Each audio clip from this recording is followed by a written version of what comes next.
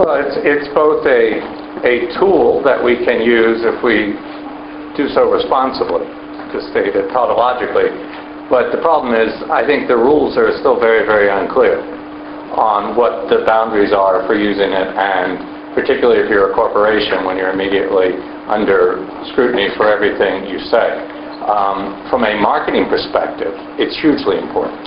And it ties into, I think, a phenomenon that I think was exacerbated during the financial crisis of '08, which is what I think of as sort of this almost, the decline of the expert. I think during the financial crisis, a lot of people lost confidence that, people really knew anything. It's almost like an epistemological nihilism is set in to the country. And the analogy I would use is the difference between Zagat's as your source for restaurant information versus, I'm dating myself, Mimi Sheraton or Ruth Reichel or whoever the current person is. So in a corporation, you've got this now distinction between, and it gets to truthiness. What is the truth? If 1,000 consumers say the product doesn't taste good, but the world's expert in the taste of that product says it tastes good, is there truth?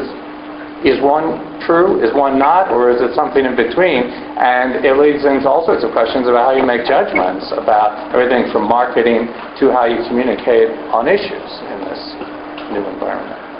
And that does get into the sort of the role of the masses and how things, who's dictating. Right. Well, there's the notion of the wisdom of the masses, but to be harsh about it, there's also the ignorance of the mob.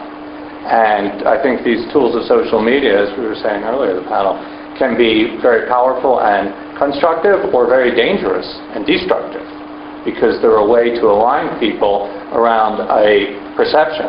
And one thing that I find very troubling is every time I hear the phrase perception is reality, that really rankles me. Because perception can be a fact that you have to deal with, but perception itself is not reality, and it's often a misperception. But then the question is, when the perception grows so widespread and so strongly held, how do you counteract it? And if you can't, and the perception is one about certain demographics, qualities, or whatever, it's at the heart of some of the most horrific things in human history. And so I think that these tools, which we're still learning to use as a society, as corporations, as the media, are ones that are potentially very, very powerful, but potentially very risky, I think, on many levels.